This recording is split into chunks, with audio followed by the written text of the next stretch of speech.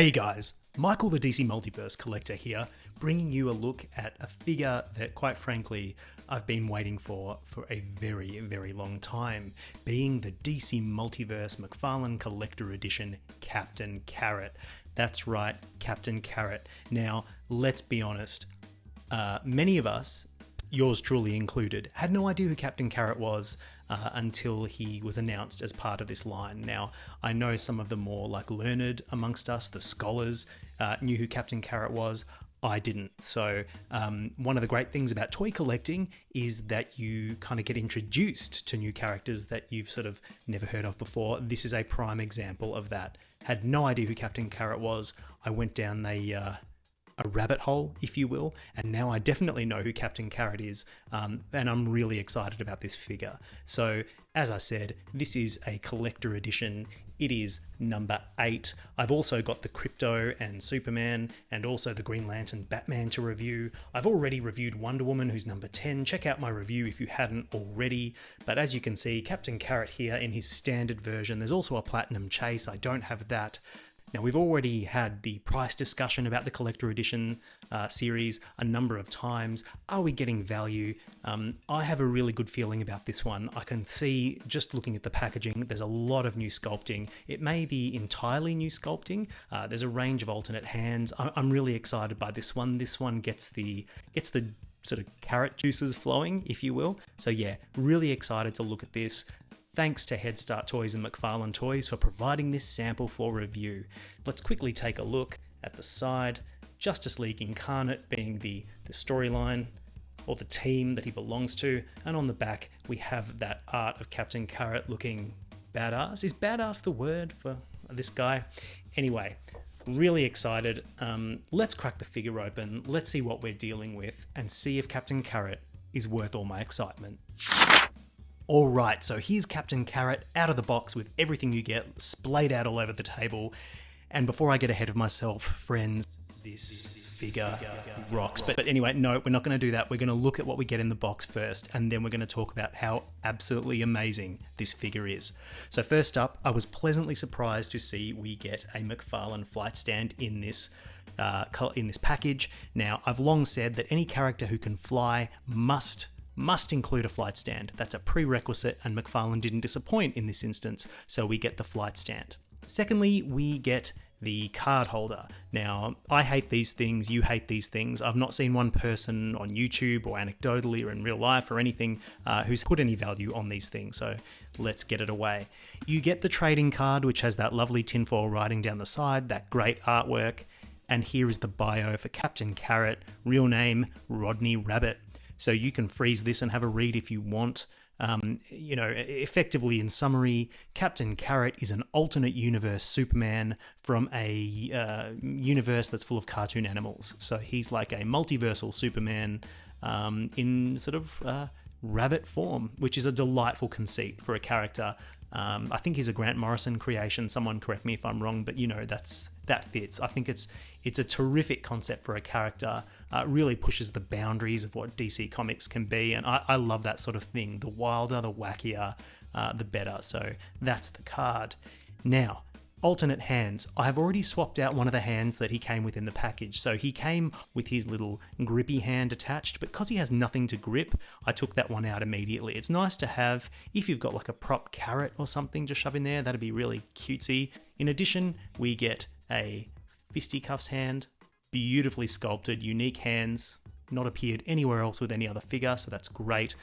We get a thumbs up hand, which I really love a lot, and we get a gesture hand, nicely painted, beautifully sculpted. You see that he's got a pointy finger and another gesture hand, so a really great set of hands. You know me, I love the alternate hands, lends lots of personality. Now, speaking of personality, let's have a look at Captain Carrot. This figure, in my opinion, having spent a few minutes playing with him and posing him and having a look around, this to me is the platonic ideal of what the collector edition line should be. Right, this is it, right here. This is, from what I can tell, top to bottom, new sculpting. Absolutely unique in every way. I don't think there is one component of this figure, at least externally, that is not unique. So that's a big win. Secondly, we've got a lot of paint apps. Maybe not on the body, but like on the gloves, on the face. We'll get into that in a minute, but like there's more paint than normal. It's unique sculpting, and it's a figure that you otherwise wouldn't expect McFarlane to make. So if you recall, McFarlane's initial pitch for the collector edition line was that this would be for collectors, bringing, expanding sort of the corners of the DC universe, and sort of the implicit promise in that was that, okay, we're going to make more obscure characters, interesting designs that maybe don't have mass market appeal, but collectors will appreciate us taking the time out to sculpt these weird and wonderful wacky characters, and on that basis they'll be part of our collector edition. Now that hasn't panned out because we've had like a zillion Superman figures, or well, 2. We've had a couple of Batmans. It's been a mixed bag. Wave 2 was okay, but there's been a lot of reuse, and overall, I feel like we haven't quite seen the collector edition line sort of get its own identity yet. We're slowly getting better, I think, but this wave with sort of Superman and Green Lantern, Batman is a bit of an odd one because those two figures have, they're basically reused parts from top to bottom. But this is just new. And I love new because it's fun. You open the box and you fiddle with the figure and you're like, I haven't played with this before. This is unique. How does it move? How does it feel in the hand? What does it look like? That's the joy of discovery that you get with a new sculpt. So he's delivered here. This feels fresh. It feels new. He's big. He's hefty. And it's just delightful details everywhere. Starting at the head, look at this head sculpt. I think this is one of the best McFarlane head sculpts ever in this line. No joke. From a sculpt level, the individual hairs on his face, the buck teeth, the nostrils, sort of the furrowed brow, it's just beautifully sculpted. Like all around, look at the fibery sort of hair look on the back of the ears. It's just stunning, right? Like it's amazing. And then to top it off, it's been painted beautifully. There's like a wash on the sort of whiskers here. His little purple nose is very clean. His teeth are white and it's applied beautifully. There's sort of dark circles around the eyes that give them some depth. I really, really like that. And check out the ears. There's like a wash applied inside to bring depth to the sculpt. This is just top shelf stuff. Like I'm blown away, and I haven't got enough superlatives for how good I think this head sculpt is. And to top it off, this is sort of articulation now, but these ears, fully articulated, guys. How incredible is that? Yeah. So immediately just looking at the figure's face, which is where your eye is immediately drawn to, it's a huge winner. Let's have a look at the body. The entire sculpt is textured from top to bottom. This guy could have been on a basic buck with very little detail, but no, every bit of him is textured and it feels great in the hand. It looks great on the shelf. It looks tangible and realistic, which I think is kind of important for a character like this because it gives him some, I'm not going to say realism, but maybe verisimilitude. Like it gives him some credibility. It makes him feel like, notwithstanding he's a cartoon rabbit, Captain Carrot fits in with the rest of your figures. He fits in the DC world. They've given him legitimacy with this sculpt, in my opinion. And then coming up to this torso piece, you'll see he's got his C symbol there. Really nice sculpted detail. And these carrot emblems that affix the cape. It's all just beautifully done. The sculpt and paint are great. Unfortunately, on mine, there is some paint slop here, or not some slop, it looks like it's been scratched at some point, which is a shame, but that's probably only affecting my copy. So let me know in the comments if you've got any sort of defects like that. It's not a big deal. At a distance, you don't notice it. Coming down to the sort of diaper area, which is often an eyesore for McFarlane figures, this looks great. It's perfectly cut. It matches. The yellow isn't a perfect match for the rest of it, but it's close enough, isn't it? It's got this sort of red belt with buckles there. It's just really beautifully done. So that diaper is beautifully integrated. It doesn't stick out. It's just great. Overall, I really love his proportions while I'm at it. Like he's just got bulk and he's got like a super heroic anatomy, which feels weird to say about a cartoon rabbit. But like, yeah, he feels like he's jumping out of the pages of a comic book. He's got these big, thick legs, a big chest, a narrow waist, a V shape. Really good stuff. Before we sort of move on, look at this. a beautifully sculpted, beautifully painted, well, at least washed tail. I don't want to manipulate that too much. It feels like it could fall off with too much pressure, but I mean, that is delightful. And sorry, but this rabbit has an incredible butt. Like, yeah, ass continuity rating of 10. Yeah, look at that. No matter how you pose the legs, ass looks great. Ass continuity 10. Anyway, coming down to the legs, the boots are all unique. The knee pads are unique, beautifully sculpted. The feet, 3 toes. I love that so much. It's just a delight to look at and feel. And you know, this extends to the arms, which again, look how thick they are. Beautifully proportioned. Sculpted carrot detail. Again, the paint's immaculate. I'm struggling to find anything to complain about here. It's just a gorgeous figure. Let's have a look at the cape. Texture. A weathered leather texture from top to bottom. It's made of sort of a softer, more pliable plastic, so it will sort of pose along with the figure. I think this is one of his best figures that he's made ever. I think, like, I'm struggling to think of many that are better overall, and really your enjoyment is going to depend a lot on your appreciation for the character. But if you're like me and you love the weird, the wacky, the esoteric, I think you're just going to love this figure. I think you're going to absolutely love it. I'm blown away, guys. I just think he is immaculate. Maybe a perfect figure, but let's see how he moves before I make that call. So in terms of articulation, full head rotation, which is fine. He doesn't look up. So unfortunately, this beautiful sculpt here impedes the level of sort of head movement you can get.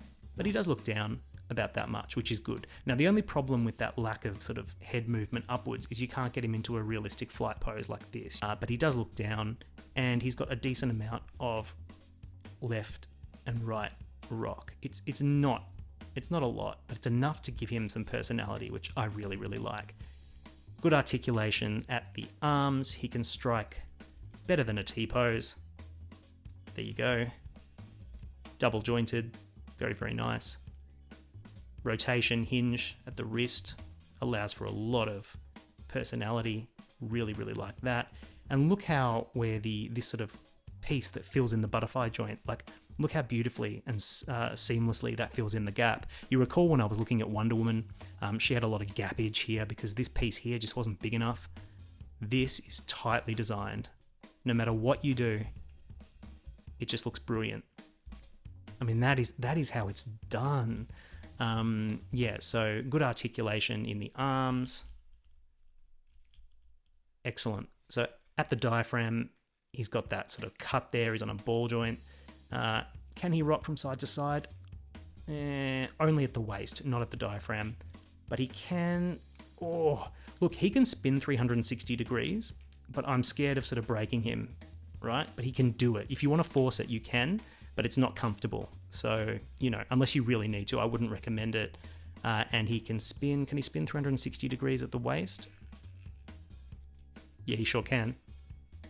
No worries. So that's good. In terms of ab crunch, sorry, I should say crunch forward a little bit, right? But obviously McFarlane favors sort of backwards movement, and you get it there. So that's okay. A little bit limited in the torso, I would say, but it's okay. It's all right. Legs kick out more than 90 degrees.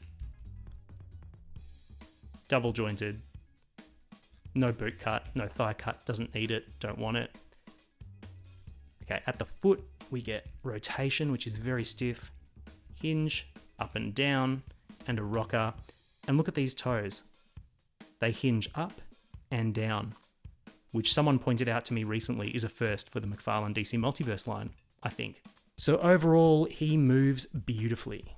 Absolutely beautifully. There is nothing to complain about in terms of how he moves. Maybe you could say he could be better in the head and in the torso, but I think he's going to do most of the things you want him to do, like conceivably. He's not a highly acrobatic character. He's like a Superman analog.